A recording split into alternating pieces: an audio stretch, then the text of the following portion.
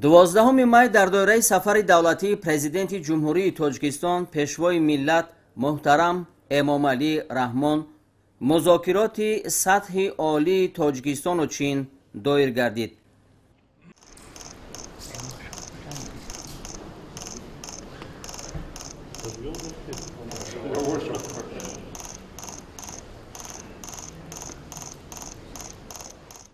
رهبر دولت ما محترم امامعلی رحمان و رئیس جمهوری مردمی چین محترم سی جینپین ضمن مذاکرات در قالب وسیع با اشتراک هیئت‌های رسمی جانب‌ها و در قالب محدود که در فضای همدیگر فهمی پررا و اعتماد عمیق دایر گردیدند، دایره وسیع مسائل همکاری دو کشور را در قالب‌های دو جانبه و بسیار جانبه بررسی نمودند. رئیس جمهوری مردمی چین محترم سی جینپین پرزیدنت جمهوری تاجیکستان محترم امامعلی رحمان را دوستی عزیز خود نامیده به نقش شخصی پیشوای ملت در تحکیم اساسهای دولتداری و رشد و نموی تاجیکستان بهای بلند دادند. دوستی عزیزم، واخوری امروزه ما در وجود من احساسات خیلی گرم را بیدار میکند. این سال 35مین سالگرد استقلالیت تاجیکستان جشن گرفته می شود. تحت راهبری شما تاجیکستان در بنیاد دولتداری و دستاوردهای نظررس نائل گردید که این به ما شادمانی صمیمی می بخشد. همچون شخصی که شریکی استراتژی همه‌جانبه چین و تاجیکستان را در دوره نو پیشبری کرده است، امروز به شما عنوان پروفسوری فخری دانشگاه پکین داده شد. این احترام و دوستی عمیقی را که مردم چین نسبت به شما و تمام ملت تاجیک دارند انعکاس می‌کند. در شرایط ناآرامی‌های بین المللی جهان معاصر از ثبات دور است، اما نوابسته از تغییرات در محیط بیرونه، چین و تاجیکستان همسایه‌های خوب، دوستان نزدیک و شریکان با اعتماد باقی میمانند و در روحیه کمک متقابله، اعتماد به همدیگر و رشد مشترک باقی میمانند. جناب پرزیدنت، من آماده‌ام با شما همکاری کنم تا جامعه باز هم متحدتری سرنوشت مشترک را بین تاجیکستان و چین به منفعت مردمان هر دو کشور تقویت دهیم. همکاری کشورهای ما در رویه شریکی همه‌جانبه استراتژی گسترش می‌یابد. روند مذکور جایگاه منفعت‌های مردمان ما میباشند. ما امروز بسته سندهای نو را به امضا می‌رسانیم که جنبه‌های مهم همکاری دو کشور را فرا می‌گیرد. در این زمینه می‌خواهم بر اهمیت امضای عهدنامه درباره همجواری نیک ابدی، دوستی و همکاری بخصوص تاکید نمایم.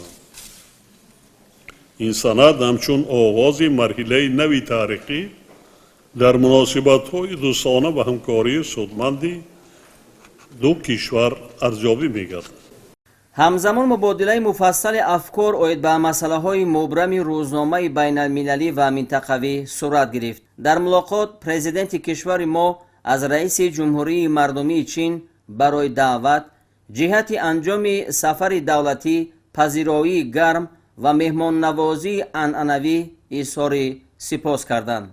با اظهار قناعتمندی تاکید گردید که رابطه های اقتصادی کشورهای ما در ساحه های تجارت، همکاری، سرمایه‌گذاری، صنعت، انرژتیکا، بخش اگراری و دیگر سمت‌های مورد توجه مشترک پیگیرانه رشد می‌یابند. در این زمینه افزایش بمیلان نشانده‌های گردش مال و حجم سرمایه‌گذاری جانب چین به اقتصاد تاجیکستان مورد یادآوری قرار گرفت. قابل ذکر است که چین از روی این نشانده‌ها میان شریکان اقتصادی خارجی کشور ما مقام پیشرفت را اشغال می‌نماید و حالا در قلمرو تاجیکستان بیش از 700 شرکت با اشتراک سرمایه جانب چین عمل می‌کند. رهبر دولت ما از جریان همکاری با جمهوری مردمی چین و دستگیری حکومت آن در تطبیق لایحه‌های مهم زیرساختاری از جمله ساختمان شاهراه‌های دارای اهمیت استراتژی اظهار قناعتمندی نمودند. در جریان ملاقات همچنین دورنمای تحکیم همکاری در ساحه‌های صنعت، انرژتیک، اقتصاد سبز، رقمی کنانی، تکنولوژی‌های معاصر و جاری نمودن ذهن صنعی مورد بررسی قرار گرفتند. رشد همکاری در ساحه انرژتیک و خصوص در بخش‌های گیدر انرژتیک و نیروی آفتابی همچنین در مجموعه اگروصنعتی مهم دانسته شد. در این زمینه سرور دولت ما محترم امام علی رحمان علاقمندی تاجیکستان را به اشتراک شرکت‌های چین در تأسیس پارک‌های صنعتی و تکنولوژی کشاورزی تاکید داشتند.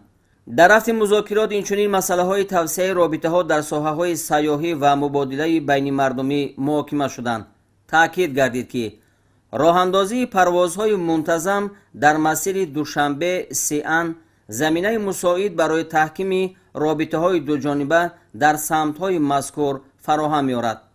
در رابطه با دیگر جنبه‌ها مناسبت‌های فرهنگی و گومانیتری دو کشور، پیشوای ملت از اهمیت مبادله‌های فرهنگی و تحصیلاتی یادآور شدند. با مسائل همکاری در ساحه‌های علم و معارف توجه علاهیده ظاهر کرده شد.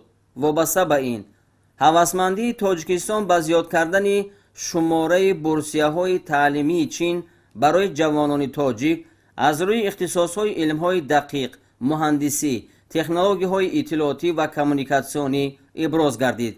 با فعالیت مرکزهای کنفوسی جهت تعلیم زبان چینی و معرفی فرهنگ چین در تاجیکستان بهای بلند داده شد. جانب‌ها همکاری نزدیک خود را در چارچوب سازمان‌های بین‌المللی و منطقوی به خصوص در سازمان ملل متحد، سازمان همکاری شانگهای و مکانیزم آسیای مرکزی چین تاکید کرده تحکیم همکاری و هماهنگی‌ها را در مبارزه با تروریسم، افراط‌گرایی، تندگرایی و جنایتکاری کیبری، گردش غیرقانونی همه نوع‌های مواد مخدر و دیگر ظهورات جنایتکاری متشکل فراملی مهم دانستند. ضمن محاکمه مسائل مبرم روزنامه بین المللی و منطقوی توجه به وضع خطرزا اطراف ایران و قضیه افغانستان داده شد. محترم امام علی رحمان باز هم تاکید داشتند که تاجیکستان جانبدار استوار حل همه نزاع‌ها و اختلافات توسط راه‌های صلح‌آمیز با استفاده از وسیله‌های سیاسی و دیپلماتی میباشد. در رابطه با این اهمیت تشبث رئیس جمهوری مردمی چین محترم سی جین پینگ اوید به اداره گلوبالی توسط تشکل نظام عادلانه بین المللی، همچنین پیشنهاد جناب چین درباره تأسیس سازمان میانجیگری بین المللی تاکید گردید. در فرجام مذاکرات بین دولتی پرزیدنت جمهوری تاجیکستان محترم امام علی رحمان رئیس جمهوری مردمی چین محترم سی جین پینگ را جهت بازدید از تاجیکستان با سفر جوابی دعوت نمودند.